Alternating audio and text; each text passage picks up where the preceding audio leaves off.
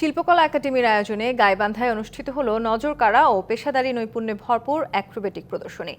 ঘাঘট নদীর পাড়ে শিশু পার্কে এই প্রদর্শনী দেখতে ভিড় করেন দর্শনার্থীরা। Group cycle balance, ring dance, fire dance, martial art সহ 14টি বিষয় প্রদর্শন করে মঞ্চ মাতান শিল্পীরা। নির্মল এই বিনোদনে যোগ দিয়ে আনন্দিত দর্শকরাও। অ্যাক্রোবেটিক প্রদর্শনী একদিকে যেমন মানুষকে বিনোদন দিচ্ছে, অন্যদিকে তরুণরা আকৃষ্ট হচ্ছে এই শিল্পের প্রতি। ভাষার মাস জুড়ে বহুভাষিক উৎসবের অংশ হিসেবে সারা দেশে প্রদর্শনীর আয়োজন করেছে শিল্পকলা একাডেমির অ্যাক্রোবেটিক দল। এরই মধ্যে 24 জেলায় এই প্রদর্শনী অনুষ্ঠিত হয়েছে।